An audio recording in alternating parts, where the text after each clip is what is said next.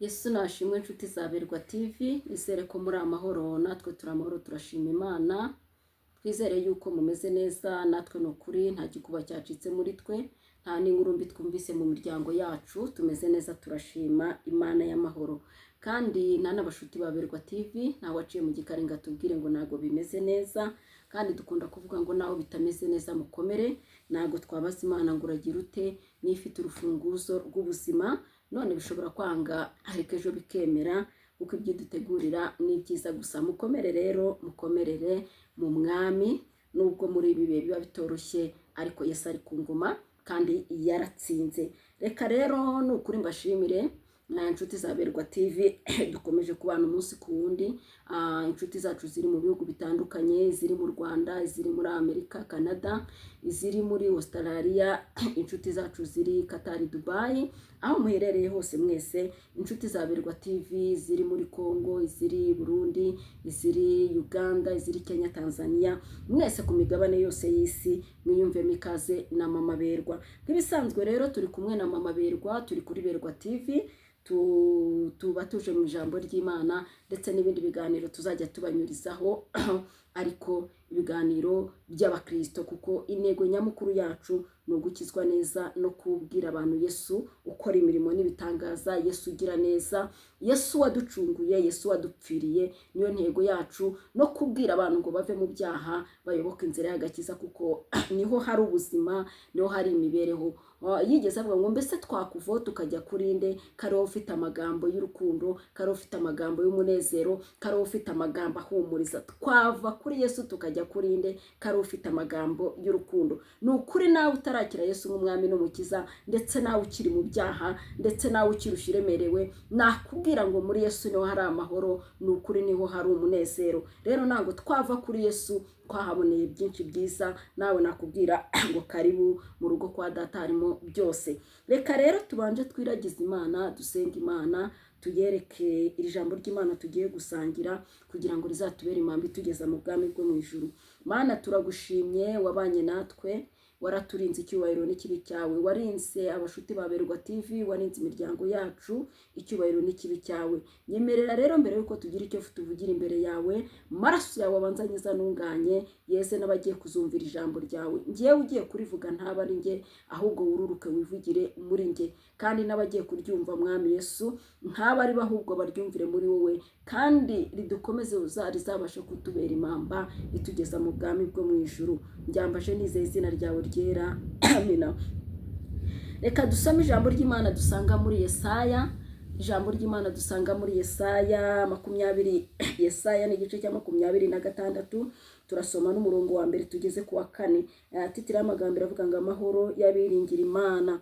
Titira y'amagambo iravuga ngo amahoro y'abiringira Imana. Iyo ufite ubuzima bwawe, muririmbyi yuzuye umwuka wera aravuga ngo ubuzima bwanjye nabuhariye Yesu, cyangwa se imibereho yanjye nayihariye Yesu. Iyo wafashe ubuzima bwawe ukabuharira Yesu, ugafata imibereho yawe ukayiharira Yesu, hari amahoro uba ufite abandi batabona. Iyi titire rero iravuga ngo amahoro y'abiringira Imana. Iyo wafashe ubuzima bwawe cyangwa imibereho yawe cyangwa ubuzima bwawe bwose ukabushyira muri Kristo, baravuze ngo amahoro y'abiringira Imana. Ubu ufite amahoro, ubu utuye mu ijambo rivuga ngo kwizera gufatanyije n'umutima unyuzwe bizana inyungu nyinshi. Ntabwo iby'ibihe n'ibizaza biba bigukanga, byacitse ibiri mu isi ntabwo ibigukanga, kuko wowe uba ubizi kuriho, atari wowe uriho, ahubwo ari Kristo uriho muri wowe. Haleluya, nimumvugire ngo amen. Reka rero dusomere ijambo ry'Imana dusanga muri Yesaya 26 n'umurongo wa mbere tugeze ku murongo wa 4. Uwo munsi iyi ndirimbo izaririmbirwa mu gihugu cya Yuda ngo dufite umurwa ukomeye, Imana izashyiraho agakiza kabe inkike n'ibihome. Nimwugurure amarembo kugira ngo ishyanga rikiranuka rigakomeza iby'ukuri ryinjire. Ugushikamijeho umutima uzamurinda abe amahoro masa, kuko akwiringiye. Haleluya. Aravuze ngo nimwugurure ishyanga rikiranuka ryinjire. Haleluya, haleluya. Ishyanga rikiranuka ryinjire. Umuntu ukiranuka aba afite ubudahangarwa muri we. Umuntu ukiranuka umutima we ubunezerewe cyane. Ijambo riratubwira ngo kandi ngo ugushikamishaho umutima uzamurinda abe amahoro masa kuko akwiringiye. Haleluya, haleluya. Hari abantu muri iyi minsi, na reka mbanze suza abantu insengero bafite aho basengera n'abandi insengero zimwe zafunzwe, ariko ibintu byose bibaho ku mugambi w'Imana. Jewe ndibuka nako zivuga butumwa kuri Berwa TV, ndavuga ngo ibintu byubatswe bitubatswe mu bushake bw'Imana, ndavuga ngo bihindutse expired. Mvuga ijambo rikomeye. Icyo gihe natanze urugero ku mukati, ndavuga nago cyakora ni mwuka w'Imana, ndahamanya nakari mwuka w'Imana kuko numvaga hari imbaraga zindibu. Niyo mpamvu rero bavuze ngo amahoro yabiringira Imana. Ntabwo umuntu w'umukristo akwiriye gukangwa ngo insengero zafunzwe, ngo gusenga. Niyo wasengera mu rugo urasenga, niyo wasengana n'abaturanyi urasenga, niyo wasengana n'umuryango wawe urasenga, kuko ibintu byose bibaho mu mugambi w'Imana. Ndibuka naravuze ngo niba warubatse, niyo wakubaka urusengero rukamara imyaka n'imyaniko, ariko bitari mu bushake bw'Imana, cyangwa se hari ibintu bibi biri gukorerwa muri urwo rusengero, ndavuga ngo bibaye expired, ngo rubaye expired. Iyo ikintu kibaye expired kiba kirangiye. Murabona hari insengero zarangiye, si uko twavuga ngo ntabwo zari ziri mu bushake bw'Imana, ariko umwe ashobora gukiranuka hakaba ariho abandi bari gukorera ibibi muri izo nsengero. Rero Uwiteka afite uko akora mu bumana bwe, ntabwo dukwiriye gukangwa.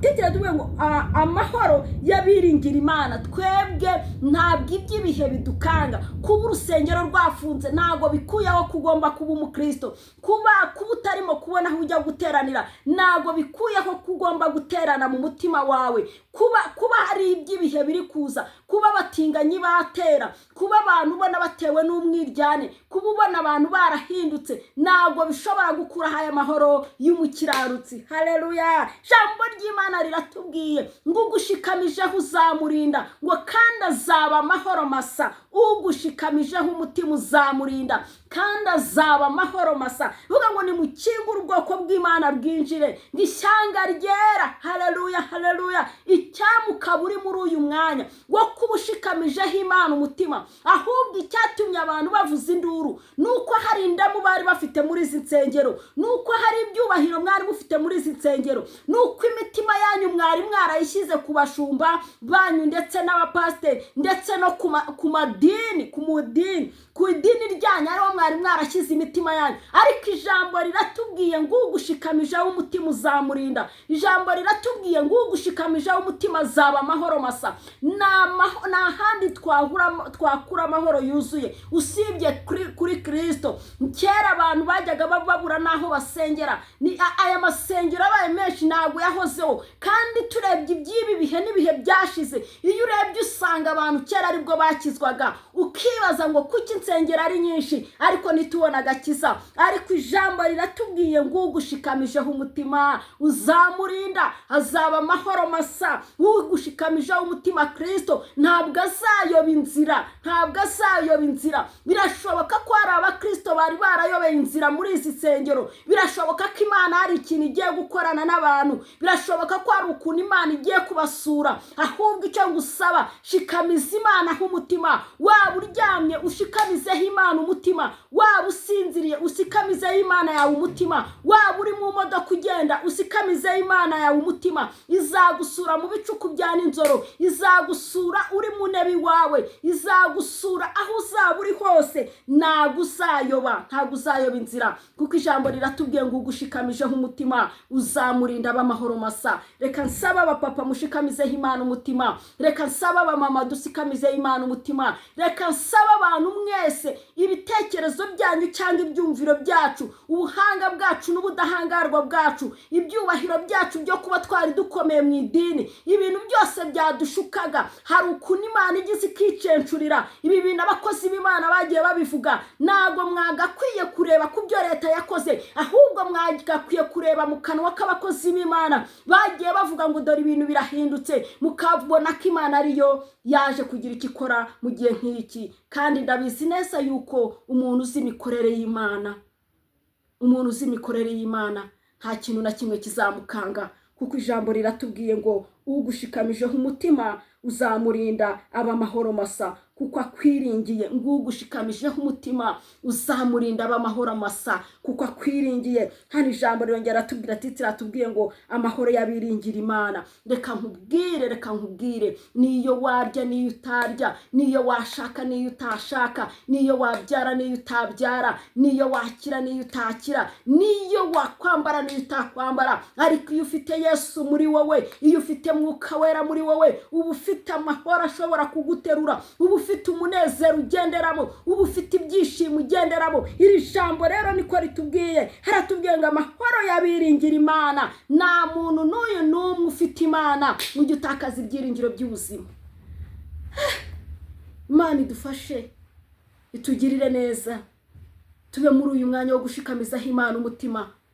Washikamiza Imana umutima ku itorero bakarifunga, washikamiza umutima wawe ku kazi, akazi kagahagarara, washikamije umutima wawe ku mugabo, umugabo agapfa, washikamiza umutima wawe ku bana, abana bagapfa, washikamiza umutima wawe kuri mama wawe, ejo agapfa, washikamiza umutima ku miryango ukayibura, washikamiza umutima ku mazu yawe ufite winjizamo, ejo inkongi ikayatwika, washikamiza umutima ku modoka zawe, ejo zigakora amagisida, washikamiza umutima kubigaragara mu isi y'umubiri, ariko ejo byose bikarangira. Ariko ushikamije umutima ku Uwiteka, ijambo riratubwiye ngo azaba amahoro masa, ngo kandi ntabwo azayoba inzira, kuko ibintu byose tubaza Uwiteka, tukamubwira ngo tunyuraha cyangwa tunyuraha, tukamubaza ngo mbese dukora iki, nawe akatwereka icyo gukora. Ngo ugushikamije umutima uzamurinda,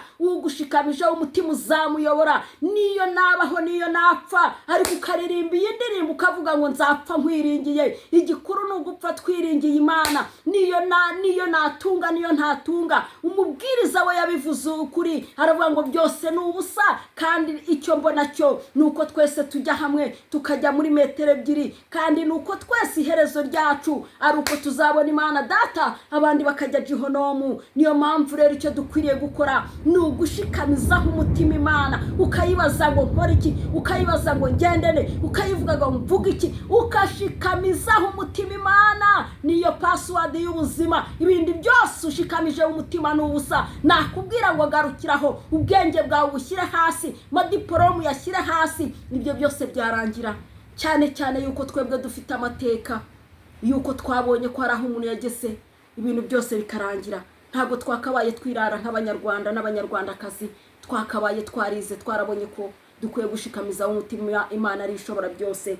Shalom rero, ndabakunda nshuti z'umusaraba. Nari nkuzaniye ijambo rivuga ngo shikamiza umutima ku Mana, kuko izakurinda. Mana turagushimye, tugushimiye ko abanye natwe icyubahiro n'ikibi cyawe, kandi tugushimiye ko gushikamijeho umutima atazayoba inzira, kandi uzamurinda. Reka buri muntu wese Mwami ufatemira umutima we, ubasha kumwerekesha ineza yawe. Abari bayobye bagaruza ikiganza cyawe cyiza. Urakoze, mbyambaje nizeye izina ryawe ryera. Amina. Shalom. Niba unyuzwe n'ijambo ry'Imana kuri Berwa TV, kora subscribe, share na comment. Ujye ubana na mama Berwa kuri Berwa TV buri munsi, ariko nkunda kuvuga ngo utabikora nk'umuhango, ubikora ubikunze. Shalom.